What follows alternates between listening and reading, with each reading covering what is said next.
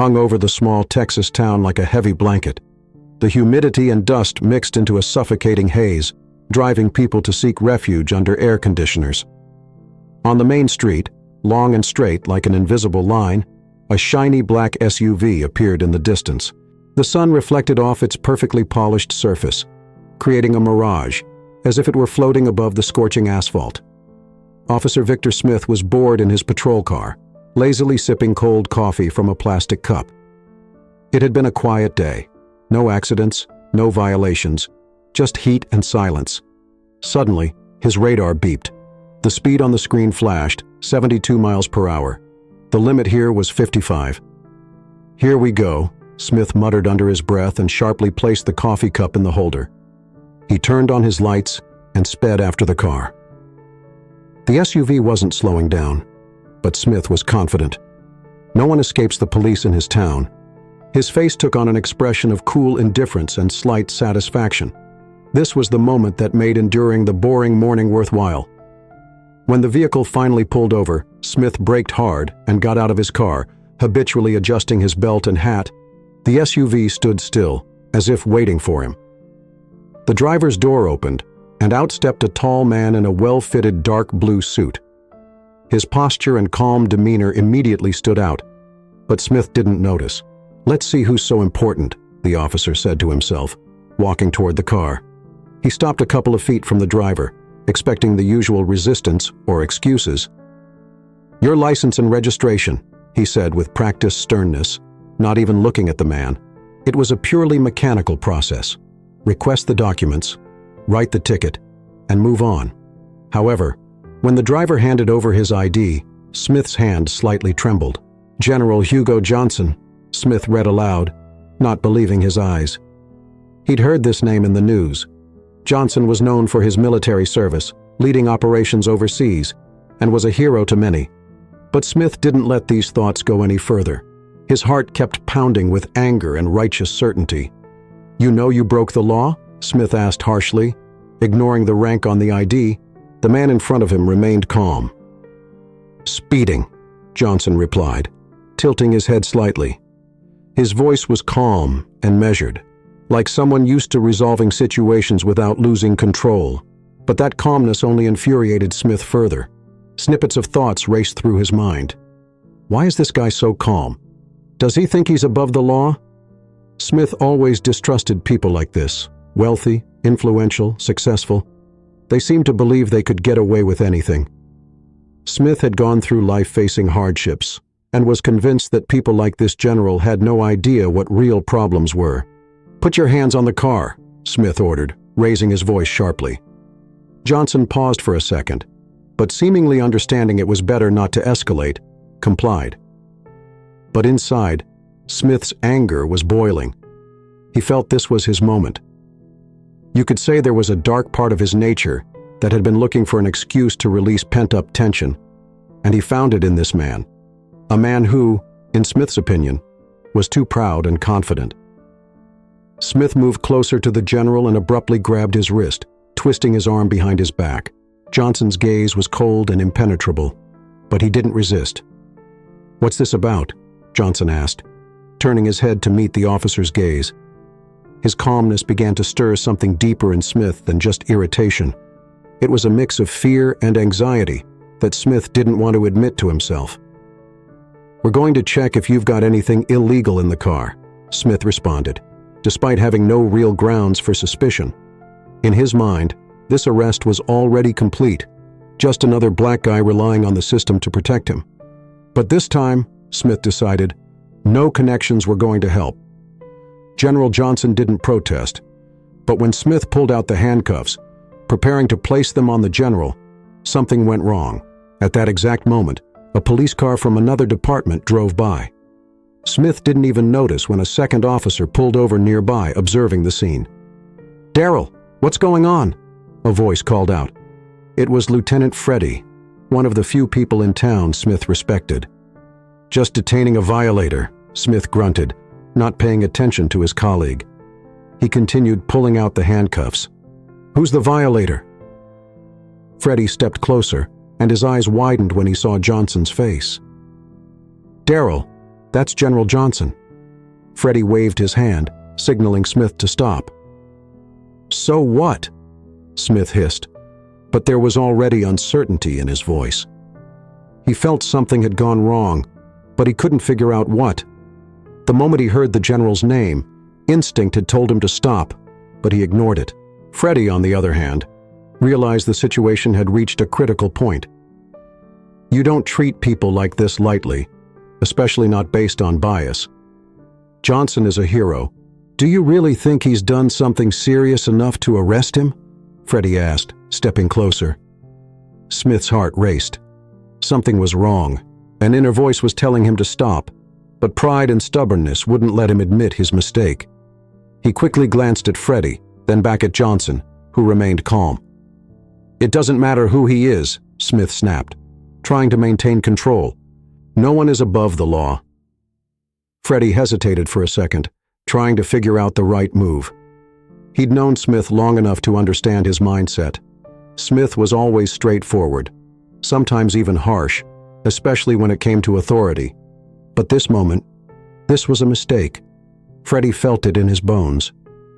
"Listen," the lieutenant began slowly, trying to find the right words to defuse the situation. "Maybe this isn't what you think. Daryl, let's just talk. Let him go and we'll figure it out." "You kidding me?" Smith turned sharply toward Freddie, his voice filled with aggression. "This guy clearly thinks he can do whatever he wants. Look at him, standing there like he doesn't care. Maybe he's got drugs or weapons in the car." Johnson finally turned toward Smith. His face remained expressionless, but a spark appeared in his eyes. It wasn't anger or resentment, but something more. Disappointment. He had seen this situation many times in his life when the system he served betrayed those it was supposed to protect. "Officer," Johnson began calmly, "I did nothing wrong except speeding, and I fully accept responsibility for that. But if you think you can intimidate me just because I'm black, you are deeply mistaken." Those words hit Smith hard. His eyes narrowed, and anger flashed in them. He didn't tolerate being talked back to, especially by someone he had already judged in his mind. Images and justifications ran through his head, feeding his convictions. Just another arrogant man trying to get away with something by hiding behind his position. He stepped closer, almost nose to nose with the general. "You're not getting away with this," Smith hissed. "You're going to pay for your attitude." But before Smith could make any more moves, Freddie grabbed his arm. "Daryl, stop!" His voice became firmer, with a hint of command. "You're making a huge mistake." Smith froze for a second, then yanked his arm away. "What are you doing, Freddie? I'm in control here. This guy broke the law, and I'm going to deal with it." Freddie sighed deeply, realizing that words alone weren't going to stop his partner. He pulled his phone from his pocket and started recording everything. Smith noticed the movement out of the corner of his eye and felt a new wave of anger rise. "What are you doing?" he yelled. But Freddie remained unfazed. "I'm recording so we have evidence," the lieutenant replied coldly. "If you continue, you're going to bury yourself." Suddenly another sound broke the tense air. A car pulled up from the other side of the road.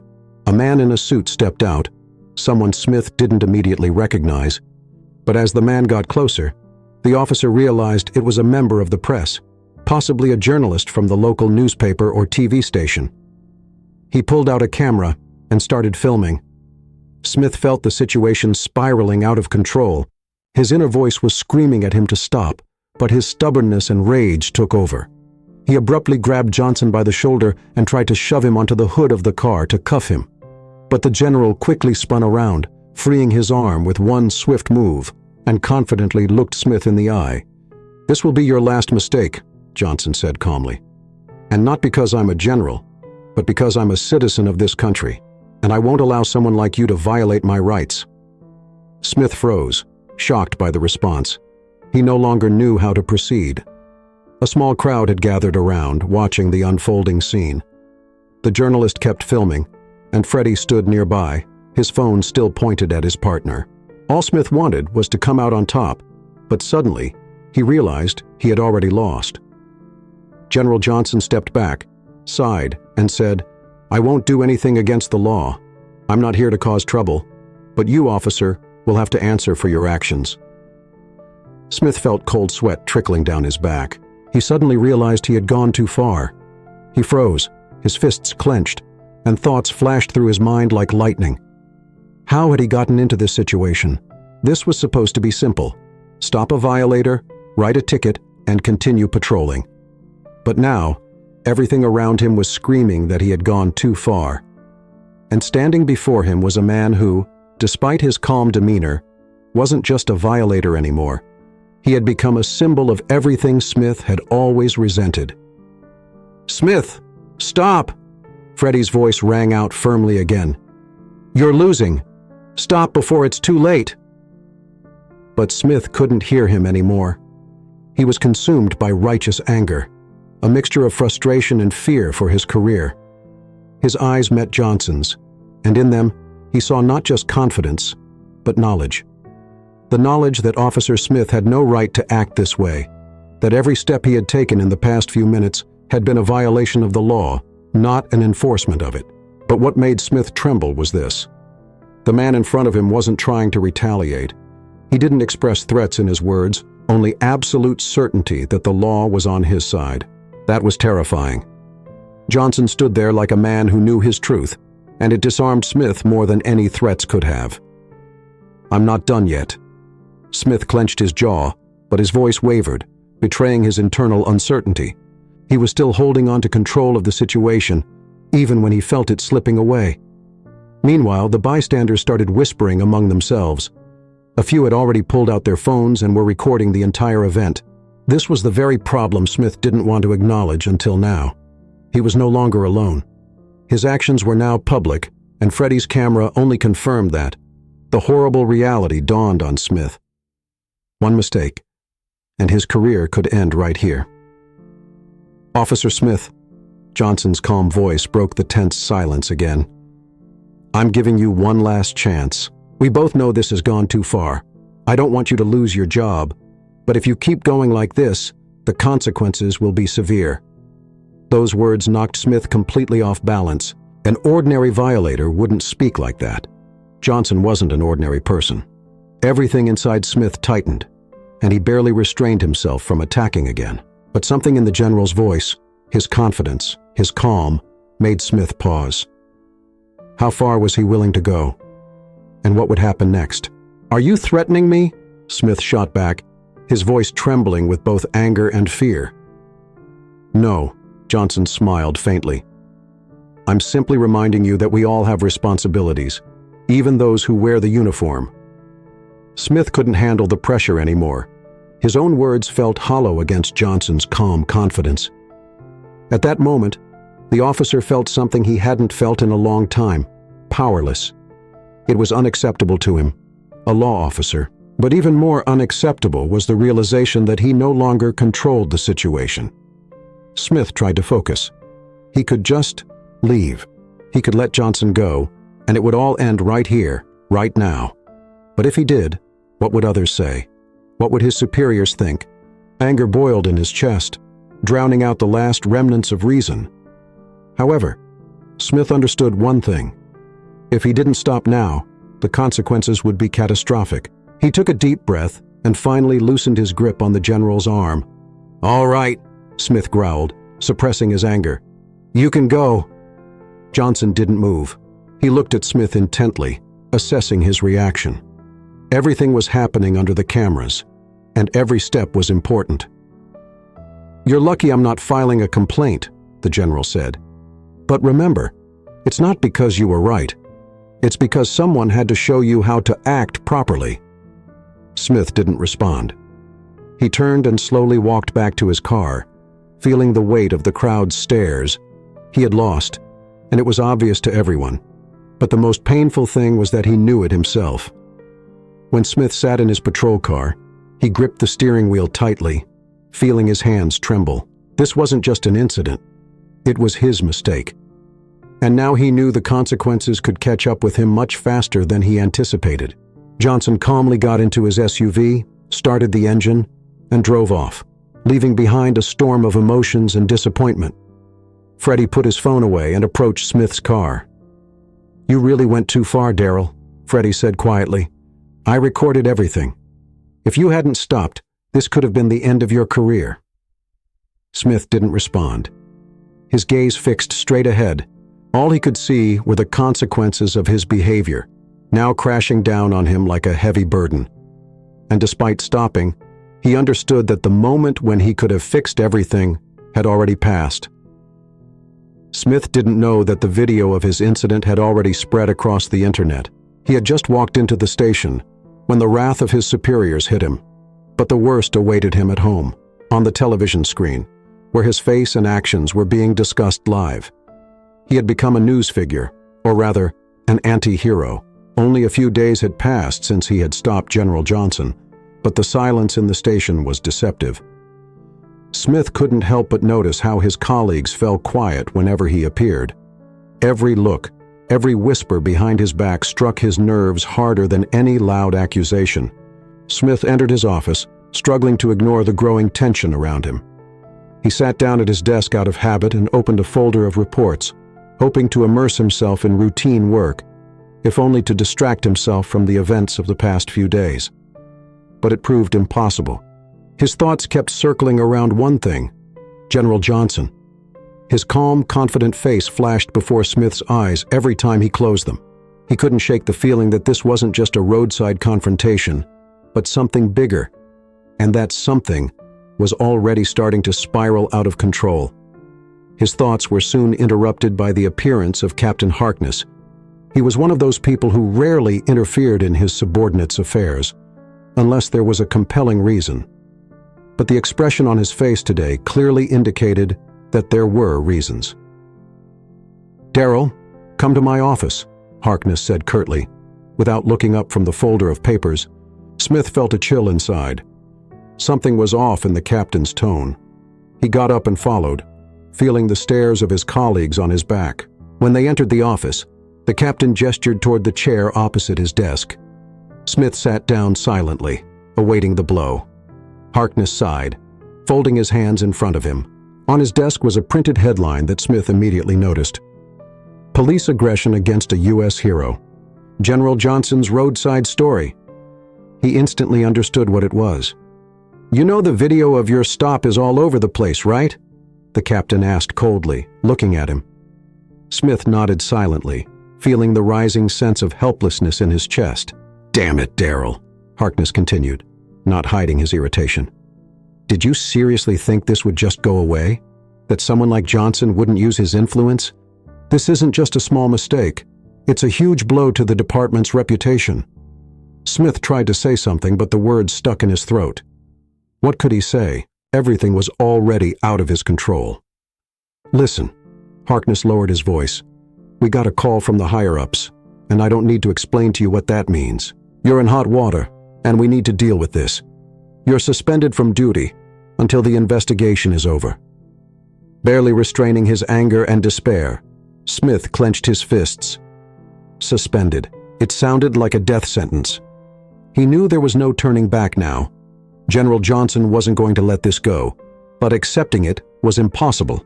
"Captain," he began, trying to find the right words. "This was a misunderstanding. I acted within the law. Yes, I went too far, but—" "A misunderstanding?" Harkness interrupted him, abruptly standing up from behind the desk. "Have you seen the news, Darryl? This isn't about you overstepping your authority anymore. This is about aggression, about racism. Do you understand that every move you make now will be scrutinized? Johnson is a national hero, and you— Who are you, Darryl?" Smith remained silent, lowering his eyes. He felt cornered. "You should go home and think about what happens next," the captain concluded, waving him off. "We can't just ignore this incident. Maybe you should think about a career change." Smith rose and slowly walked toward the door. He felt the pressure building in his chest. This wasn't just humiliation. It was the end of everything he had worked for during his years of service. When Smith returned home, he braced for the worst, but he hadn't expected the worst to already be waiting for him. Turning on the television, he saw General Johnson's face on the screen. He was sitting calmly in the studio, giving an interview to a journalist. "This incident isn't just a mistake by an individual officer," Johnson said. looking directly into the camera. "It's a manifestation of how deeply racism is embedded in our system. And if we don't start fighting it, these incidents will keep happening again and again." Smith couldn't believe his eyes. He knew this moment would come, but he still wasn't ready. General Johnson wasn't just a participant in the incident anymore. He had become a symbol of the fight against police brutality. And Smith had become the face of the very system Johnson was speaking out against. The phone buzzed on the table, and a notification about a new video flashed on the screen. A video where he was the main character. Smith didn't need to watch it to understand. His life had now changed forever. Smith couldn't tear his eyes away from the phone screen. The video, in which he was humiliating and arresting General Johnson, had spread like wildfire. Social media was already buzzing with comments, most of them filled with anger and outrage. His mind was racing, one anxious thought after another. What happens next? What should he do? He set the phone down on the table and took a deep breath. Never in his life had he felt so helpless. Smith got up from the couch and walked to the kitchen, pouring himself a glass of water. His hand trembled. Over the years of service, he had seen and endured many tough moments, but this incident seemed to have turned his entire existence upside down. General Johnson, the damn hero, had turned Smith from an ordinary officer into a symbol of hatred and aggression. The ringing of the phone interrupted his thoughts. He flinched, turned toward the table, and saw the name on the screen. Asterisk, asterisk, Lieutenant Freddie, asterisk, asterisk. Smith slowly picked up the phone, knowing the conversation would be difficult. "Yes," he answered shortly. "Daryl, we need to talk." Freddie's voice was serious and cold. "Have you seen what's happening online?"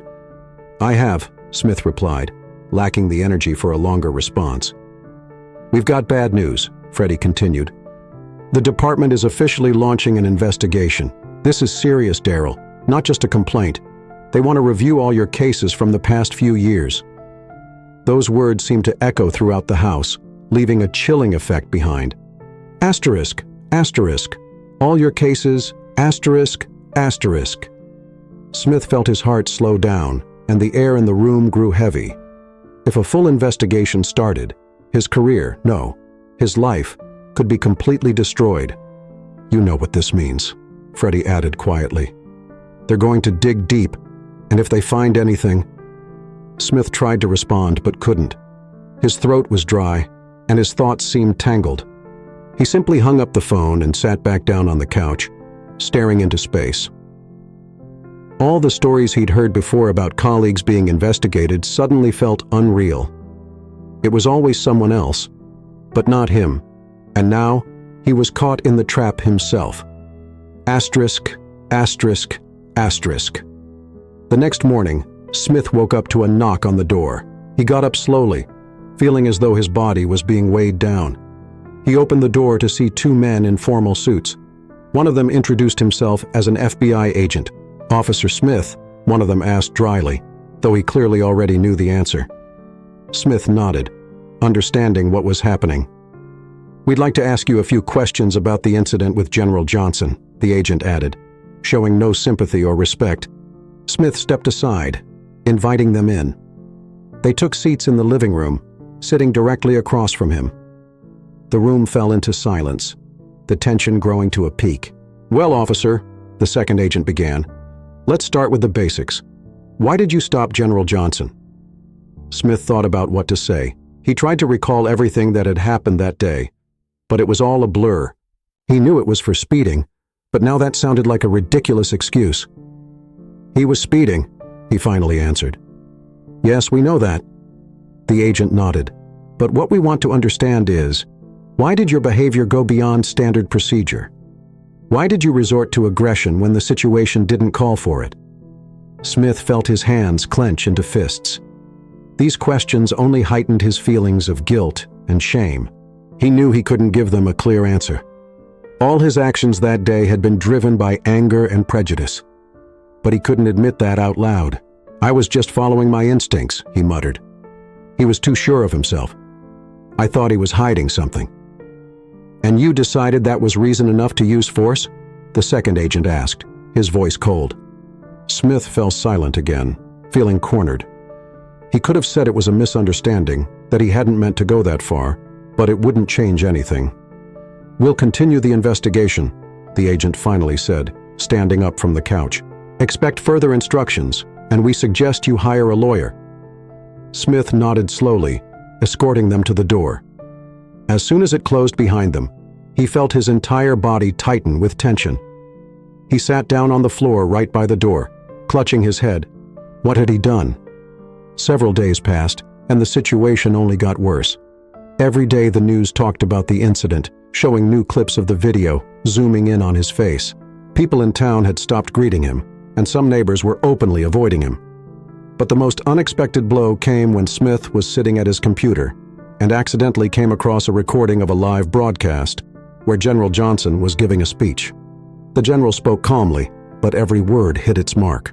"This incident isn't just an insult to my dignity," Johnson said. "It's a demonstration of how the system can suppress and humiliate people simply because of their appearance. I don't want this to be just about me. I want this to start a conversation about police reform and how we can change the system for the better." Smith stared at the screen, feeling Johnson's words pierce through him. He thought about how things could have been different. What if he had just left Johnson alone? But now there was no going back. Smith shut off the computer and stood up, feeling as if the world around him was closing in. He couldn't take it anymore. He needed to leave, to get out of this town, and forget everything. But wherever he went, the consequences of his actions would follow him. He walked over to the window and looked out at the street. In the distance, he saw a car slowly drive by. In it were the same agents. His life was no longer his own. Every move he made, every word he said, would be scrutinized. And this was just the beginning. Smith closed his eyes, trying to find an answer. But the answer was clear. He had lost,